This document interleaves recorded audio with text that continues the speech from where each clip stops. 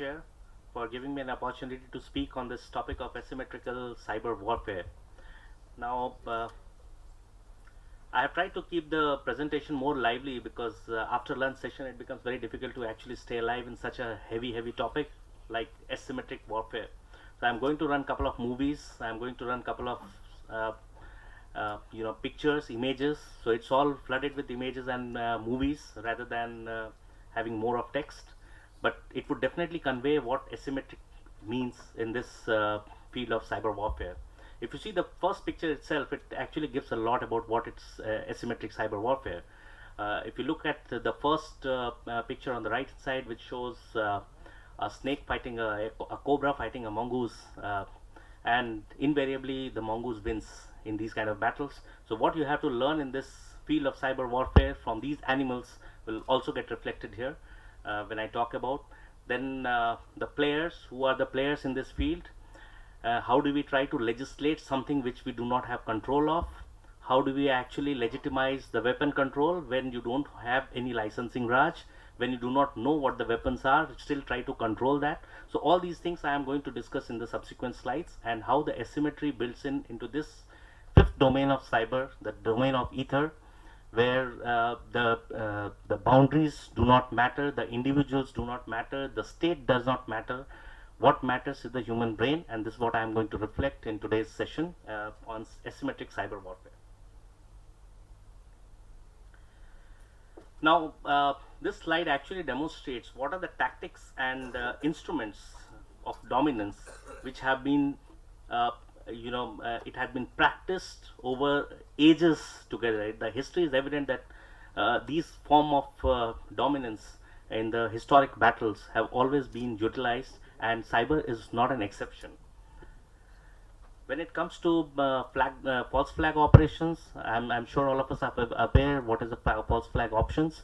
So if false flag options are available in cyber, how it is going to be used and misused and make things difficult for the law enforcement or the people who are trying to detect this as an impossible task is what is shown in this. The second is the covert and clandestine provocation. Now this covert and clandestine provocation has also been a very old state art, wherein you provoke a strong force with some skirmishes somewhere and make him react, and so this will be evident in when I show you the movie on the snake and the mongoose fighting together.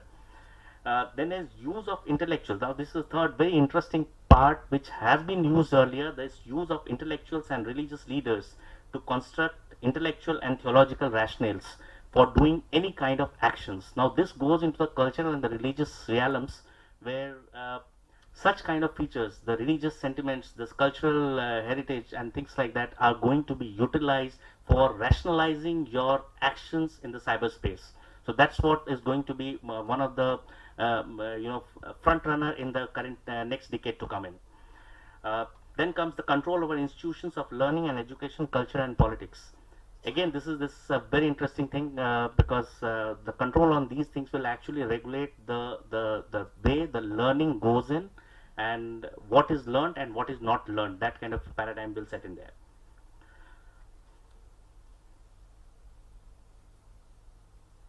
Now, just a movie.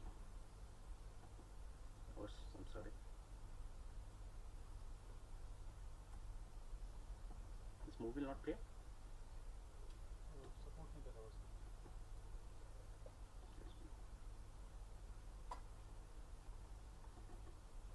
Not play the movie. This is a very interesting part of the thing which will be missing. What this movie, you can actually Google it because it's on the YouTube. I have picked it up from the YouTube. Now what it shows is when the mongoose actually goes and attacks this this cobra, he doesn't go and attack it straight. What it does is, what this purely, it actually reflects the asymmetric behavior of the warfare part of it. What it does is the mongoose goes around, goes near the snake, does not touch the snake at all.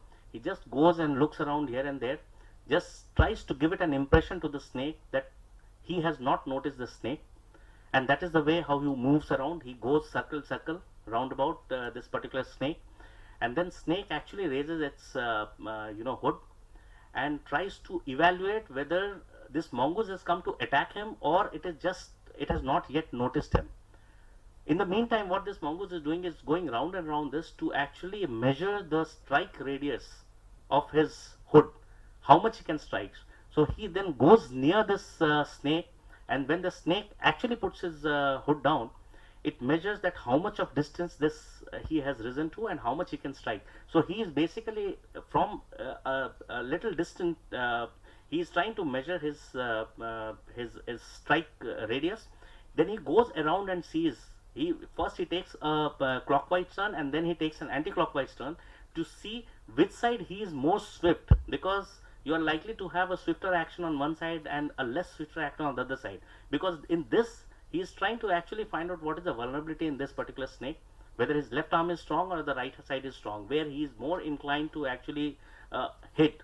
So he is going round and round, and that is the time when he is at some point of time in this particular video, the mongoose is just sitting idle, just waiting.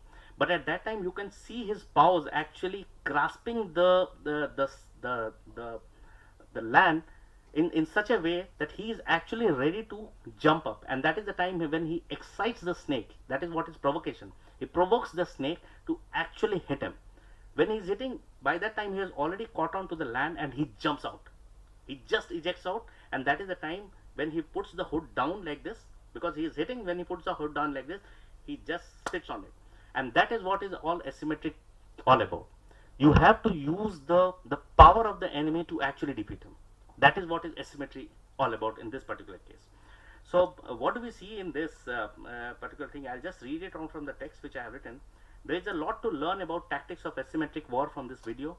Mongooses usually do not win if put up against a rattlesnake. Now this is again a learning, because rattlesnake actually coil around a place and then they just stay stagnant. So he cannot judge what is the strike distance what the rattlesnake is going to do, because it hits from the backside. So if you are fighting a war like this, and if you are not letting your enemy know your strength, and if you are not even rising up like this particular cobra snake, then you are likely to have a very, very strategic advantage in the battlefield. That's what I wanted to make this as a point.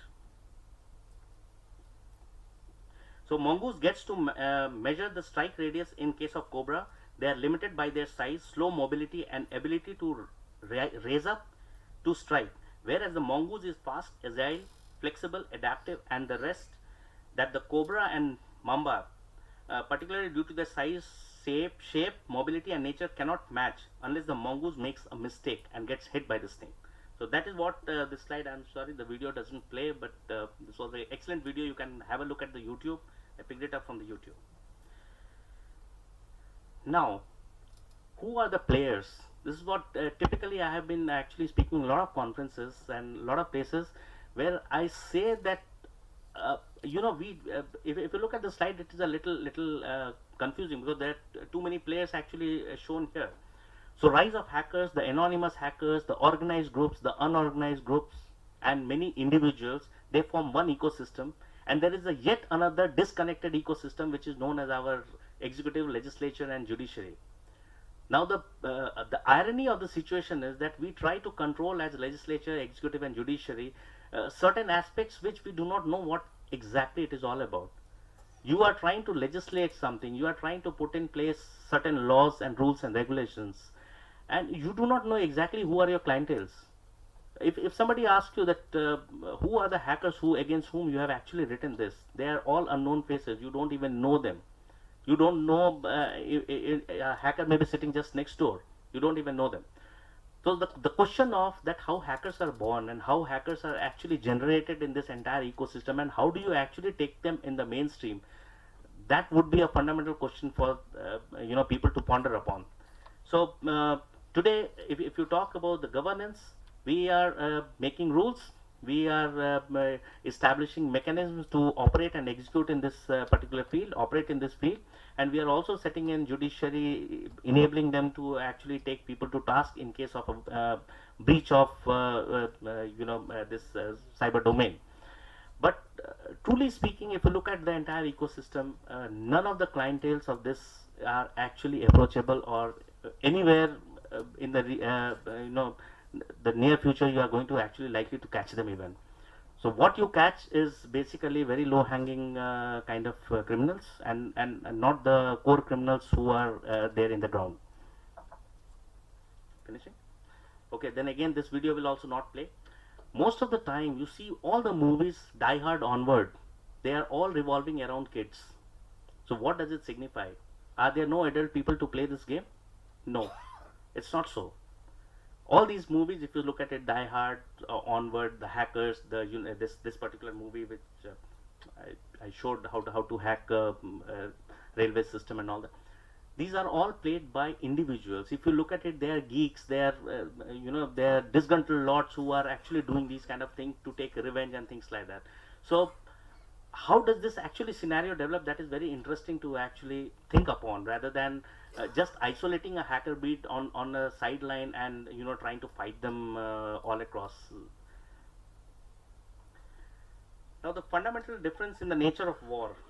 Now these six, there could be many, but I have listed out six. Global war by non-state actors against nation states.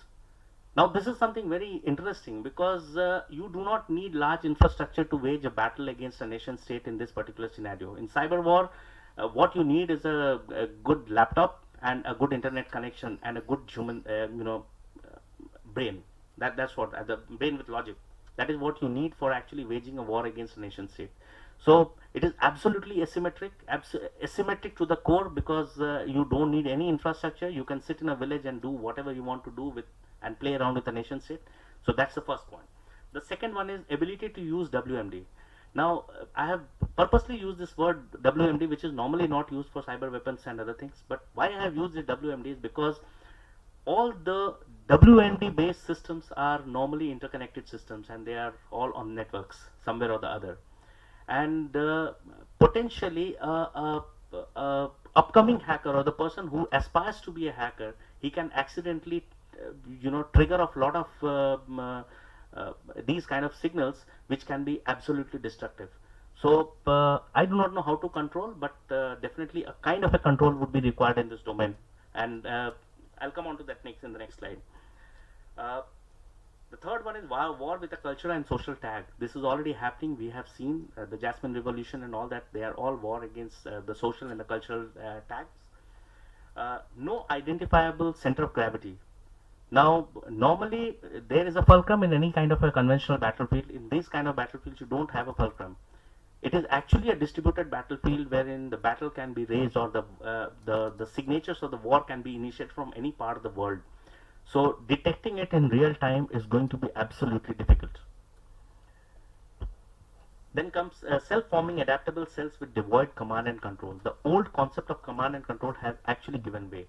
Now it is the peers, it's the individual machines, it is the individuals who get infected, start acting as a self-adaptable command and control, and they become the focus. So what happens is that basically this is the concept of shifting command and control. So command and control in the battlefield, in this cyber battlefield, is regularly shifting from mobile to mobile, computer to computers. So then it becomes all the more difficult for law enforcement to even get to the command and control in case, even if you have detected a breach or a threat.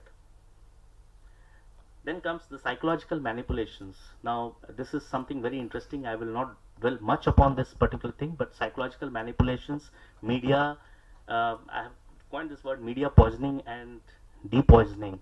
Now this is something which has to go hand in hand, which goes hand in hand with all kinds of forms of cyber warfare. This is what has been happening. We have seen it in the past, and this is going to magnify further. It is not going to get reduced.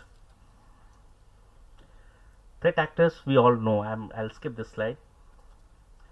Now this is very interesting. Weapon control regime. Today all of us are talking about, there are a lot of international conventions which are in pipeline, which are going to be signed for this Wassenaar agreement being one of the the front runners in this weapon control regime.